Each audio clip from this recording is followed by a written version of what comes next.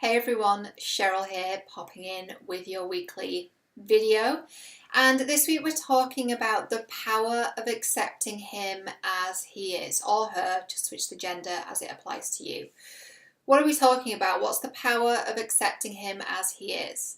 Well, this can apply to so many different areas, not just romantic relationships. It can apply to family, friends, co-workers, clients, acquaintances, what have you.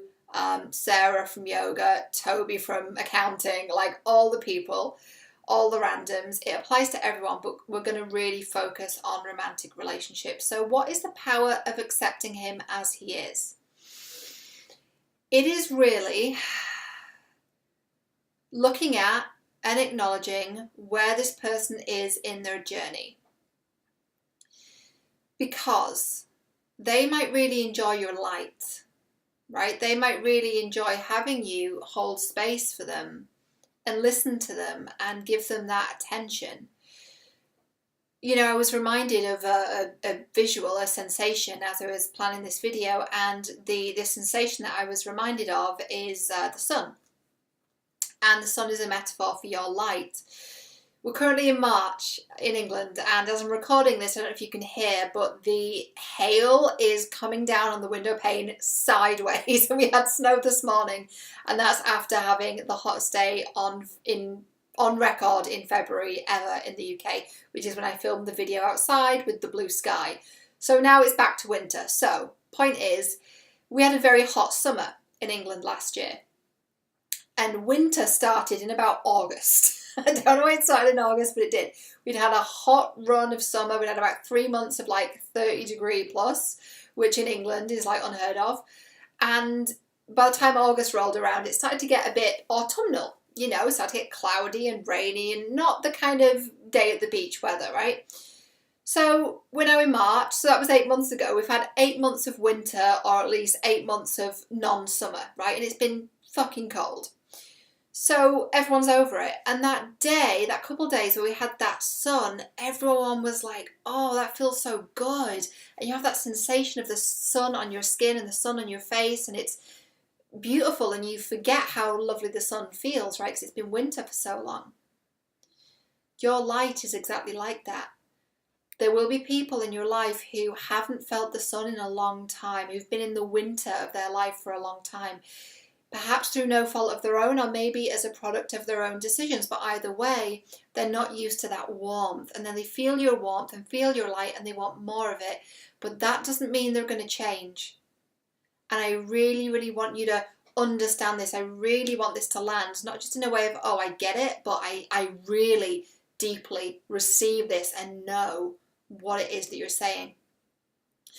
So let's look at the analogy of, or look at the context of romantic relationships then. So there are people in your life who really enjoy your light. Now, the object of your affections, whether this is a twin flame, whether it's a karmic person, whether it's just a bog standard random person you've met, whoever it might be, this person that you're trying to heal from, maybe it's your most recent relationship, maybe it's your most recent romantic entanglement, maybe you didn't even date, whatever the case was. Think about your interactions with this person. I am betting you held on for longer than you needed to because you believed they were going to change, right? And that's not love. Love isn't trying to change someone. Now, obviously, if you're in a relationship, which with this person you're not, or you wouldn't be here, right? If you're in a relationship and there's two equal parties, I can't really do this with one hand. Let me just take a sip of my tea. If you're equal partners in a relationship, you're both giving and taking, you're both supporting, you're both receiving, you're both giving to each other, and you're growing together, right? But that's not what I'm talking about. I'm talking about someone who really enjoys your light and who isn't actually moving forward. So perhaps he's in a situation and he's kept talking to you about it, and he's going to get out of the situation with the person that he's dating or with the person that he's married to, or whatever the fuck the situation is. And you're listening to it and you're like, oh, he really wants to change. He really wants to get out of it.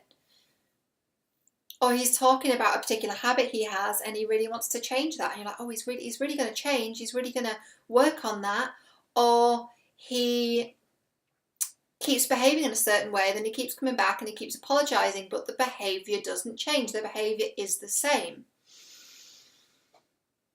Here's what's really powerful: accepting him as he is. Look at what's in front of you. And in the example I just gave, you have a married dude, right? Or someone with a girlfriend, someone that's taken, someone who's treating you really shitty, someone who keeps saying they're going to change. And what do you have? You just have the same pattern of behavior, and you're going round and round in a circle, which is a karmic cycle. And perhaps I'll do a video on karmic cycles separately. But you're going round and round in a circle, and he ain't changing. So how do you know whether someone's going to change or not? Here's the clue. People that are going to change don't talk about it, they just do it. And maybe they'll document their journey. But you know someone is working on their growth and their evolution, whether that's more personal development and meat and potato psychology, or whether it's more spiritual, whether they know it's their soul's growth and evolution. Incidentally, it doesn't really matter whether someone's using that terminology or not. This work on ourselves is about your soul's growth and evolution. That's exactly what we came here to do, to work on our human selves and help our soul. That's what we're here to do, right? So that's clue number one. It's people that are going to change generally don't talk about it, they just do it. Another thing is, what are their actions like? Is there any change in their actions, in their behavior? Can you see them actively trying to change what it is they're doing? Or is it just all talk? Talk is cheap. Talk is easy. Sit here and talk all day, Easy to do that. But are they walking their talk? Are they actually doing what they say they're doing, right? I do what I'm saying I'm doing because this is my work, and I'm documenting what I'm doing, right? And helping all of you to go through this path of healing too, because I know how hard it is. I know it's really, really tough, right? But are you seeing changes in his actions and his behaviours? Are things actually changing, or is it just all talk? Because talk is easy. And the third thing is this person in counselling? Do they have a coach? Are they reading all the personal development books? Are they listening to all the podcasts? Are they going to retreats or events or workshops or any combination of the things that I've mentioned? Obviously, there's loads of ways to heal, but are they actually doing any of it? Are they actually doing any of that? Are they in therapy? Are they working with someone? If not, it's all hot air. I'm sorry to say that, and I know that's really painful to hear it, particularly if you have someone that's twin flame-like or more karmic in nature, right? It's very difficult to hear that. It's really tough to hear that. Because you want to believe that they're going to change. But there's power in accepting him as he is. Take him at face value. Look at the situation, and instead of dating the potential, date the reality. And when you look at that, you're like, I don't want to date the current situation. But you're hanging on and wanting him to change and wanting him to be someone different than who he is, right? But that's who he is. And maybe there'll be a time in the future when he does go on a personal development journey, but that ain't happening now. You've got to be really, really honest with yourself. If they're not doing the work, if they're not in therapy or coaching or actively working on their path, if their behavior isn't changing, if you're not seeing anything different happening in either their inner world or their external behavior or their external circumstances, if you're not seeing any evidence of that, you're lying to yourself, right? And I say that with as much love and compassion as possible, because I know this can be quite triggering to hear it, but you've got to be really honest. Accept him where he is. Accept that.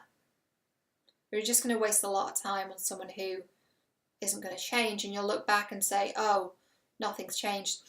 An interesting thing can happen too when a lot of time has gone by and you either run into this person, or you know people who know them, or perhaps you see their stuff pop up on social media, whatever it is, or you've been stalking them, whatever the situation is. You see it, and a couple of years have gone by, and then they're either in the same place or worse, and you're like, wow, I dodged a bullet there, right? So you've got to really accept them where they are and not try and help them to be someone different, because sometimes we think that's the kind thing to do. We're like, oh, but I'm being kind, I'm a light worker, so I'm helping them to grow. That's not being kind, that's being a doormat. It's not your responsibility to help someone else process their emotions. I'm going to say that again because that's critical. It is not your responsibility to help someone else process their emotions. I saw something on social media recently. A friend tagged me in it. It was posted on Elephant Journal's Facebook page, and I think I shared it. And it was like a screenshot of a tweet, and somebody had tweeted, I have a friend who always asks permission before she shares her stuff, and she asks if I have the mental space to listen right now, and I really appreciate that. I think it's the healthiest shit ever. And I was tagged in it, and I was like, that's beautiful. That's the friends that I have. That's the people I have in my life. They never vent to me. That wasn't always the case. I've had some very codependent friends. I've also been the codependent friend, right? It's happened both ways. It's not always the other person's fault. We have to take responsibility and look at our side of things and keep our side of the emotional street clean too. But what was really interesting is in the comments, there were people tagging their friends and doing the laughing emoji. And I'm like, no, if you're guilty of this, like, it's not funny. You need to look at that shit. But there was someone that said, it makes me really sad to think that venting to a friend could in some way be crossing boundaries. If you're a friend, you should listen to your friend's problems. That is a very unhealthy friendship dynamic, and I know because I've been in it on both sides. Again, I've been the person venting and I've been the person being vented to. It's not healthy, and I think we talked about this the other week. If you can scroll through your phone 3 times and you're still not at the end of the message, or you're receiving like 5 freaking of those voice message things on Facebook, which are a minute each, you've got 5 minutes of someone ranting about their problems and they're a friend. That ain't no friend. You don't need people like that in your life. That's bullshit. That's someone that does not have healthy boundaries, and probably you don't have healthy boundaries either, because you think it's their job to be their therapist, their free therapist. Do you think it's your job to help them process their emotions? I can't tell you how many friendships I've had to end in the past couple of years because of that dynamic. And I accept the part of it that was my stuff, and I'm very aware of what that is and where that pattern comes from. But the people who just thought that was friendship, who thought that was connection, to be venting to each other. And there's an interesting thing that happens if you have a dynamic with a friend where you are always supporting each other through hard times. If you're growing and ascending, you're probably going to outgrow that person. And I saw another quote recently, and it was my friend's partner. He said, it's a very sad thing where you're outpacing someone with your growth. And that may happen. If you develop a friendship with someone and your common bond is around your problems, and you start to get your shit together, that friendship's not going to last, because you have this bond over venting about stuff, and you're like, I don't want to be in that anymore. It's not healthy to me, right? Connection isn't being someone's free therapist. It isn't helping them process things. And also, when we do that, we're taking away their power and we're taking away their journey. We're trying to control their journey, whether we know it or not. If you think back to your healing journey and kind of how it all started, you sought out your own teachers. You found your own teachers, right? You found me as one of your guides on this journey, and I'm certain you'll have others who will serve you massively as well, because that's what the journey is. We need different teachers at different times, and that's a beautiful thing. I know I've experienced that myself. There were some teachers that resonated at certain times and teachers that resonated at other times, and I moved through teachers quite quickly when I was ascending quite quickly, because their stuff didn't resonate with me anymore. Sometimes you can grow with a teacher, and that's a beautiful thing, but you choose your teachers. But you don't choose the people who are like interfering and trying to tell you what to do and where you should be on your path. You don't listen to those people. So what makes you think that someone's going to listen to you? They haven't chosen you as their teacher. You've just taken it upon yourself to emotionally caretake. You're an emotional caretaker with this friend or with this romantic partner or with this dude that you're entangled with. You think it's your job to fix his life. You think it's your job to listen on the phone to his problems. You think it's your job to pick him up. You think it's a compliment when he's like, oh, thank you so much for talking to me today. I can't tell you how good I feel after talking to you. You've really put a spring in my step. You've really made my day so much better. And you go, oh, wow, that's amazing. That's not amazing. That's unhealthy. They've come to you and said, basically, dance, monkey, dance. They're basically saying to you as a light worker, shine your light because I need it. And you're like, okay, let me just shine my light for you and just drain the hell out of myself to make you feel better. And my guess is if you're doing that and your light's going outwards, you're leaking your energy and you're not focusing on yourself. You're trying to fix someone else's problem, because it really means you can avoid working on your own stuff, right? That ain't healthy either. So I hope that served you. Really, the crux of this is accept where they are and just know and deeply understand it's not your job to fix anyone. If you work in this profession, then if people are hiring you and people are paying you and you're having sessions with people or doing programs with people, then in that case, it is your job to hold space and to be the teacher, the guide, the coach, whatever role you play in that, then yeah, that is your job. But it's also still not your job to heal people, even if it's your profession. Your job is to be the guide, to be the lighthouse, to be the person who leads the client back to themselves. It's not your job to actually heal them. You can't reach in and get out all the stuff and pull it out. You can't do that. And it's not your job to do that, right? So even if, because I can just see in the comments now someone being like, oh, but I do this for a job, but it's still not your job to do the healing for them. You give them the tools and they do the healing themselves. Otherwise, you're doing them a massive disservice. And honestly, they're not going to learn the lesson that way if you do it for them. Whether that's a professional thing or whether it's with the dude that's basically using you as the free lighthouse, right? Accept them as they are. That goes for friends, that goes for family. If they're not actively working on themselves, it probably ain't going to change. And if you're changing and you're growing and you're evolving, you're probably going to outgrow that situation pretty quickly. And then you need to make a decision. Is this an environment I want to be in, yes or no?